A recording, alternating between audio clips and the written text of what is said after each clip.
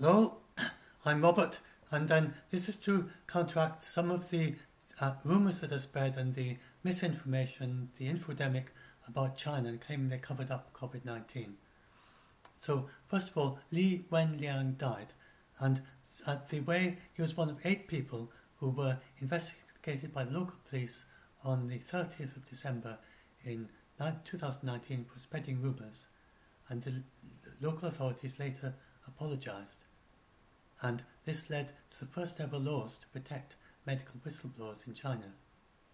So this is now, they now have laws to protect this. A new Beijing law, which came into effect back then. They don't cover anyone fabricating or deliberately disseminating false information, but they do cover anyone whose tip-offs are later verified, and these would be rewarded and suffer no penalties. And so that's after the backlash on Li Wenliang. But at that time, they didn't have that order. So they didn't have a thing about medical whistleblowers. And then, so the question is really, this was on the 30th that he warned about the disease. And then it was on the 31st that the Chinese have a system in place as a result of SARS of looking out for any unusual cluster of atypical pneumonias. Now, bear in mind, United Kingdom and United States don't have this alert system. So if this had happened in the United Kingdom and the United States, and it did actually happen in the United States, we know they spread for quite a while in the United States later on, in April, March, in February, March, and they didn't notice it. It's because they didn't have this system. And and it's quite possible some of the atypical pneumonias back then were due to COVID, but they didn't notice it. They didn't have such a clear warning system as China has. And so I think it's reasonably clear to say that probably if this had started in China, and we also know that it was present way back in December in France, that there was a case in France. And it's hard to know how much it had been in other countries back then, but China were the only ones to notice it, and they noticed it. Of course, it was much higher, much more in Wuhan, but there were sporadic cases in other parts of the world, we now know. And we don't know that it actually even began in Wuhan. Wuhan may have been the first super spreader event for this disease. So the Chinese noticed it very quickly. Their alert system brought it up much faster than probably in other countries, and the whistleblowers in China, then they noticed it very quickly because of their experience with SARS. Again, similar medics in other parts of the world wouldn't necessarily have noticed it so quickly either.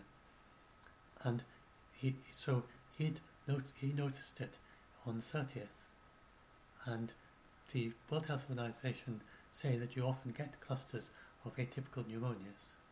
And what our local people on the spot might notice is not necessarily, or it's not necessarily always going to be an actual one that means anything, because over a country as big as China with 1.3 billion people, in the middle of winter when you have flu, where you have lots of atypical pneumonias from other things, then you're going to have these clusters just through random chance.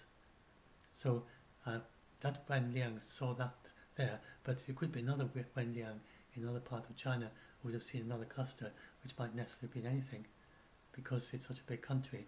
There are going to be these things happening. And it was really only on the 31st that it was statistically very significant, and they then raised the alert with the World Health Organization. So this whole thing about Wenliang being a whistleblower, he was, and he did spot something that turned out to be a new disease.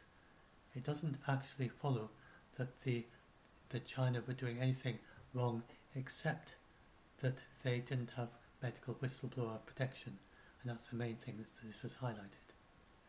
It isn't actually necessarily clear that if they had listened to him, that they would have raised the alert faster, because they would have had to double check it. They would have to check it was statistically significant, it really was something. And so that's about the Wenliang thing. So it's much misunderstood that people are thinking that. So these look at all the seasonal many pneumonia cases. These are all the things that happen at different times of year, and so you have quite a few of them that happen in January, February, March. And anyway, is that what I say there? Yes. she had to pick out a signal of an unusual cluster of pneumonias that didn't fit the pattern of the seasonal ones. And this is from the US, but it shows how complex the pneumonia seasons are. And this is the middle of the Chinese flu pneumonia, where there are also pneumonia cases from other causes that would have been at the same time. And so now this is about the people then say, oh, but they also were very late in talking about human-to-human transmission, and that's not true either. So Maria van Kerkhove, who was expert on coronaviruses like SARS and MERS, and she said that as soon as they got the alert on the 31st, the immediate thing that sprang to mind was, could there be human-to-human transmission? And it would be exactly the same with the CDC. And the WHO published an alert on the 5th. The CDC published an health advisory on the possibility of human-to-human transmission on the 7th. So all this thing about, they didn't, why didn't the Chinese tell the rest of the world there's a possibility of human-to-human transmission? Anyone with expertise on SARS and MERS would immediately have that right at the top of their mind, that is this a possibility? Taiwan has this alleged email, but it doesn't actually say anything. It doesn't claim that they didn't really warn the WHO about human-to-human transmission. It was just a very basic question, what's your, I would greatly appreciate if you have any relevant information to share with us. That's not a warning. And so, as I say, anyone would know that with the history. And actually, a lot has been made of this tweet by the World Health Organization on the 14th of January, in which they said that the Chinese had done one particular study which had found no clear evidence of human-to-human transmission. They were just accurately reporting what that study said. The Chinese had done one preliminary study. That preliminary study had so far found no clear evidence. But on the same day, Maria van Kerkhove, and she warned in a video conference that actually got quite widely publicized of limited human-to-human transmission, and said that a super-spreading event in a healthcare setting is possible, and with possible potential for wider spread. And she said we need to prepare ourselves on that very same day, the 14th, because she's expert and she knows what this means when you've got the coronavirus and it's a new, unknown disease. And so this is a report of it. I can't find the actual video of it, but this is a report of her saying, and she said that there's on the same day, on the same day she said that there has been limited human-to-human transmission, mainly in small clusters in families, but there's potential for wider spread. That was on the same day, on the 14th. The World Health Organization, the very same day that they published that tweet of an earlier study that hadn't found it, on the very same day they warned about the potential for human-to-human spread. So people, this is widely publicized, this thing is saying they didn't warn. On the very same day they actually did warn, but not in that particular tweet. And that tweet was sent only 2 days after the virus was sequenced. And when you can't definitively identify the virus, it's not so easy to study and be sure of human-to-human transmission. It's really very, very fast science work they did there. And then it wasn't long after that they were able to do PCR tests. And then, so it's totally absurd to say that that tweet will lead the CDC in the US to conclude there's no risk of it infecting. And then the thing is this, to sort of summarize all that, don't need to say all that. And then, and they said on the 14th that there was limited evidence. That's only 3 days after the gene sequence. Oh, and what have we got here?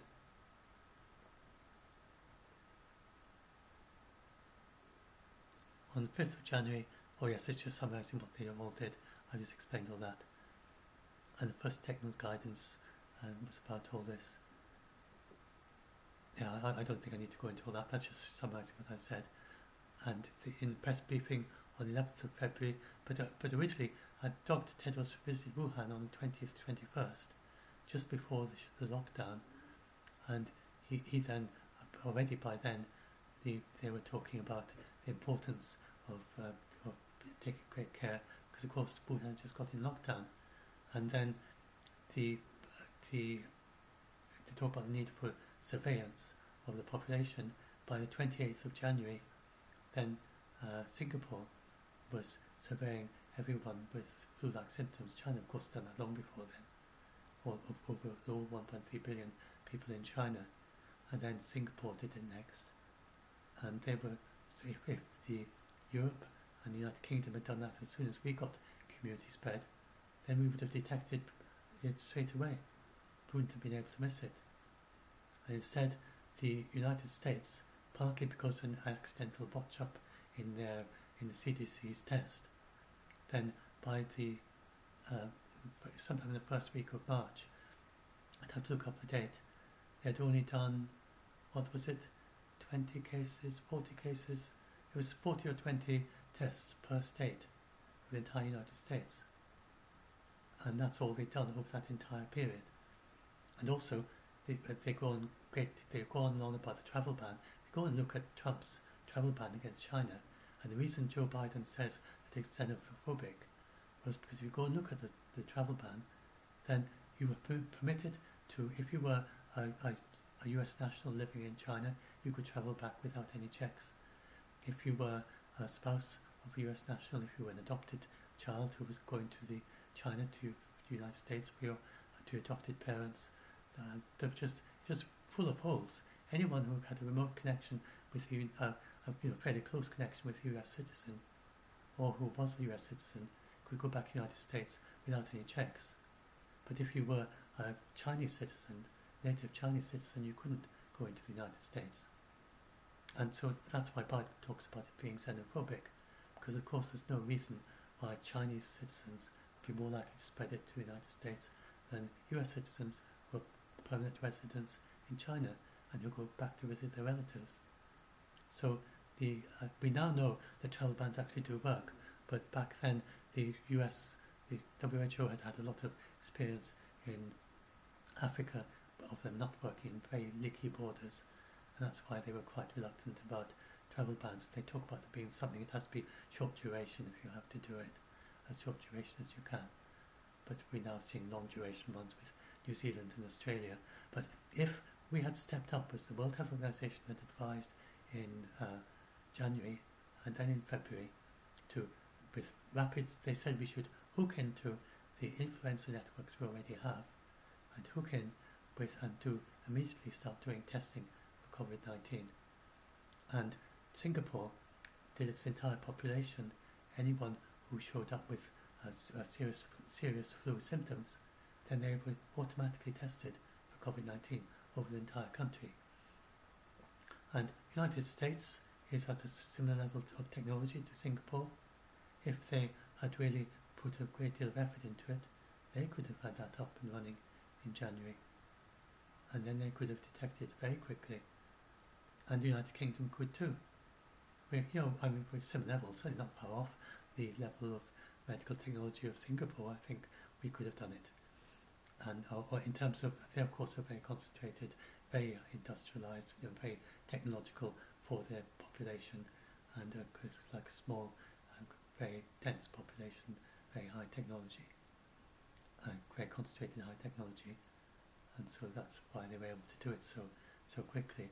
But we instead weren't even trying really, and the World Health Organization kept saying to the whole world, including Europe, they said over and over again to the Europe and to the United States, they specifically said that this virus will be very challenging for even the most developed health countries. The countries with the best healthcare systems will still struggle to deal with this virus. The World Health Organization warned over and over again during February, during March.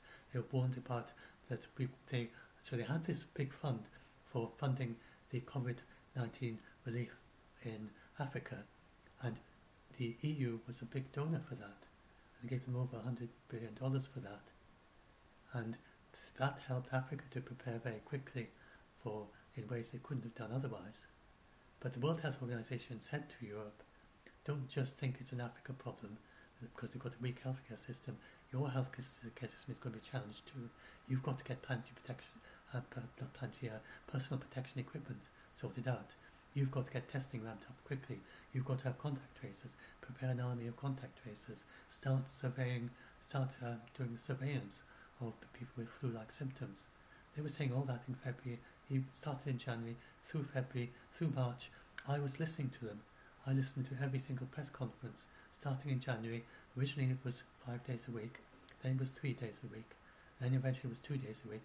The same message, over and over and over again and again and again and again. They kept saying that, and we didn't listen. So to blame the World Health Organization is absolutely absurd if you've been following it from the beginning like I have. It's entirely because the United States and Europe, I know it's an uncomfortable truth, and the reason is because we were complacent. We thought of it as being like flu. We were all prepared for a flu pandemic. We didn't have the muscle memory to know that SARS is something completely different, that COVID-19 is like SARS, that we are not ready for something like SARS. We didn't know that. The World Health Organization did know that. They've had direct experience dealing with SARS, dealing with MERS, dealing with many pandemics around the world. They immediately could see by Wuhan lockdown, certainly in late January, the World Organization were quite clear that it was a very serious disease. And they were also very clear there's one that could be stopped. And we were only about 100 cases in the rest of the world back then. And they were saying, you can stop this, stop it, stop it. You've got to do this. These are the things you've got to do. We know exactly how to stop it. If you do this, you can stop it. But we didn't do that. And we didn't do those things that they recommended. And that is the only reason why we've got this pandemic. We wouldn't have had a pandemic. It would be a little footnote in history if we'd done what they said back then. It would be this pandemic, this epidemic that started in Wuhan in China. China stopped it quickly. The World Health Organization warned the rest of the world. The rest of the world in February, they immediately started doing surveillance and testing and personal protection equipment. And then they did very rigorous contact tracing. This is an alternative history that could have happened. They did rigorous contact tracing. They got teams from China to advise them and teams from Taiwan to advise them. And they copied what China did. They listened to the February 25 joint report from the WHO and China. They implemented these measures very quickly, and the whole thing was over mid-March, and it never spread. That is an alternative history. That could have happened, and sadly it didn't. It's not too surprising. It's just the very slow way that human societies, it's very difficult for them to make these huge changes. An individual can do that quite quickly on the spot, but changing an entire government response, changing an entire, it needs leadership from the top, it needs clear communication with the general public, and it needs, and the general public would have been, it needs repeated clear communication, because we'd never come across a disease like that before in the UK. In China it was much easier to communicate because they got previous experience of SARS. That is what happened. And that's an uncomfortable truth, but it's got the positive side of it, that given that we could have ended it so quickly back then, we can do that now. We can bring it quickly down if we do these basic public health measures. And that's the downside. The constant blaming of China for this is leading people in Europe and the United States to say, you know, what's the point in all these measures? We'll try the physical distancing, we'll try the mask wearing and hand washing and so on, but it's all China's fault, so we can't really stop it. And if you do it like that, then you're defeated before you start, because you're going to be half-hearted in your response. And we need to have this clear understanding that we could have stopped it, and we can stop it, and there's nothing to stop us from stopping it. And it's not China's fault. And then and as I said, if it had started up in the United States, if for some reason a coronavirus, and there's an alternative, if it started off, for instance, in Brazil. So there's the it was done tabletop exercise in 2019 of a coronavirus in Brazil that started up amongst pigs in Brazil and then spread to humans. If it started off in Brazil, then they would have been much slower at even noticing it. It would be all over the world. They probably wouldn't have. If it started in Brazil, say, in December, or United States, or United Kingdom in November, December, like it did in China, it would probably be more like late January, February, or maybe even later, before they realised what was going on. And there would be lots of people dying, and they would say, "Oh, we've got a particularly bad flu season this year." And it would only by the time, because China stopped it at a few thousand deaths, and that it's not even a very huge signal amongst the flu season. In a population of 1.3 billion, and they immediately noticed it, with just hundreds, tens to hundreds. In fact, it was tens of cases, only tens of cases in a population 1.3 billion in the middle of a flu pandemic that the Chinese spotted it. I think hardly anyone else in the world would have spotted it so quickly. So maybe we can now. Maybe we can improve our ability to spot these things now. I think we should strengthen our, because there wasn't any particular reason it did arise in China, but it could have arisen in Brazil, could have arisen in other countries. Basically places where you've got bats are the most likely, and then you've got some other animals that could be a vector. We now know the wild mink, for instance. So anywhere you've got wild mink and bats, then and the bats happen to have this particular coronavirus, it could have spread to humans, and they don't actually know how it happened in China. So we don't actually know indeed. We don't know for sure that it started in China. It seems kind of quite likely, but they have to find out. So we should be very grateful to the Chinese. And I'm saying not anything to do with their human rights. We can continue to be very, very strongly critical of their human rights and lack of freedom of religion in China and the things like that. But we should acknowledge that in this area that they have done something very good for the world. I think there's no doubt about that. And it's not just a single entity. China consists of numerous, for instance, health workers and doctors. And because of the work of those doctors and those health workers, tireless work, that they stopped this so quickly, and they gave the rest of the world a window of opportunity which it would not have had if it had started in Brazil. If this had started in Brazil, say, hopefully Brazil can strengthen up now. I'm taking Brazil as an example because that's an example that was used in pandemic planning in 2019, where they were planning a possible future, and they did a tabletop exercise. How would we respond if there was a coronavirus started in, I think it was pigs, in Brazil, and it would be over quite a large part of the world, and before they would be able to do very much about it. And so they were trying, what can we do about it, and how can we stop it, and so they were prepared. And it's because of that preparation, there's so much preparation that's been done before to stop something like this. It would have been much worse without that as well. So these tabletop exercises did work, but there's nothing special about China. It could have started in Brazil, it could have started in many different countries.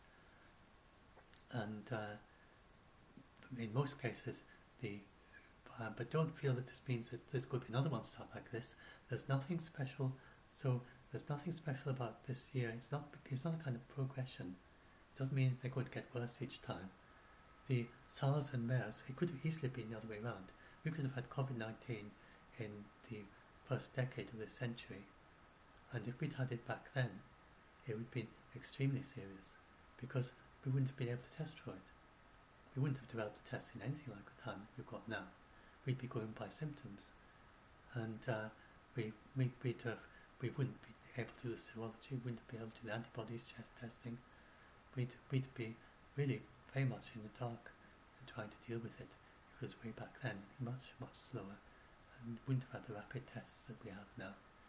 And so, especially at the beginning of the century, so we're very lucky that it was this way around, that China got SARS first, and then it got COVID-19, and it happened in China rather than in Brazil.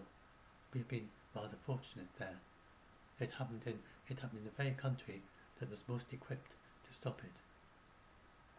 And that gave the rest of the world a big break, and it would have been much worse without that. But then the next one that arises is likely to be another thing like SARS or MERS or something like that, or Ebola, which is pretty bad, but it's very easy to stop with the right measures. So don't feel that we're going to have another one. It's going to be even worse and worse. It doesn't work like that. It's not a progression. It's this may well be the worst pandemic for this century. There's been no reason why it wouldn't be. And hopefully we've built in a very strong health response, so that next time round, when the World Health Organization say you've got to do surveillance for this new disease, then we will respond much more quickly. So it's also hope for the future, that if in the future we pay more attention to the World Health Organization when they say there's a new pandemic or there's a new disease spreading, and so if we were to rerun history and go back to January with this in Wuhan, and not knowing what we know since then, but just about COVID, not knowing anything about COVID, but just knowing it's a new disease that has arisen and that it has possible human transmission, and then I think if it happened again, then we would respond much more quickly. We would listen to the World Health Organization. We'd come together much more quickly.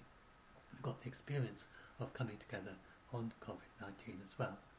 So I think we would be a much faster response, and we would have stopped it in probably February to March time.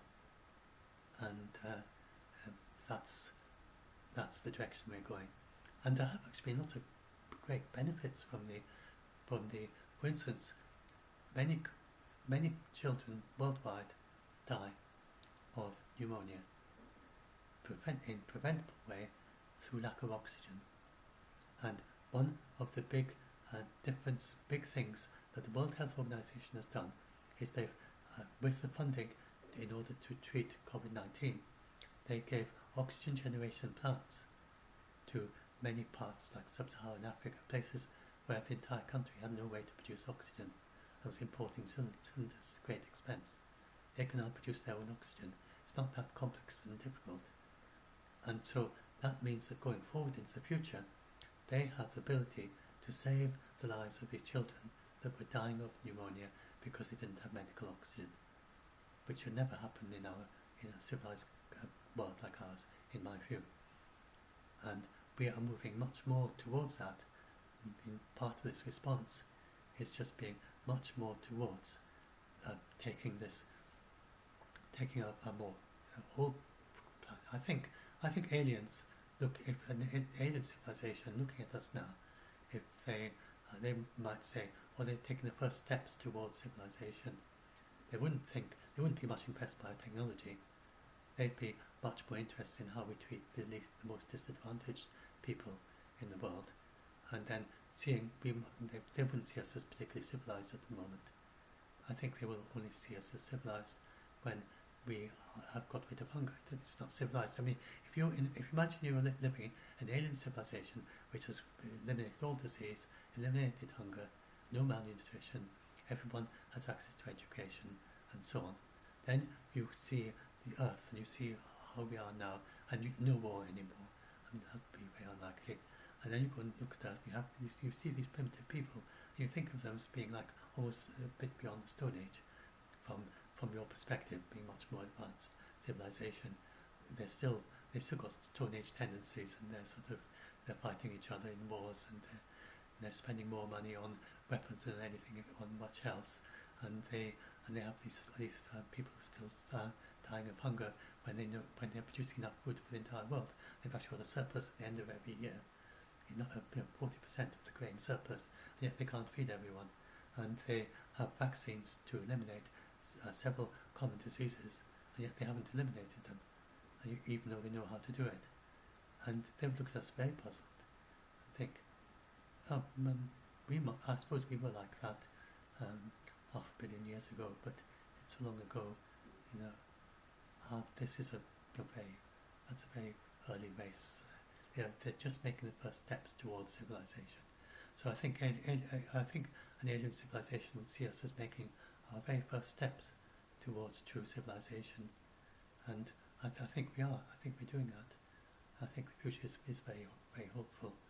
I think we can become a true civilization as a result, and part of really the strong way we've responded to COVID-19, working together and recognizing that all the countries that where one falls, they all do. Like the COVAX alliance, and where we're vaccinating the entire world. all at once. And that is a first step, I think. I see that as a first step towards true civilization, that we're doing things like that.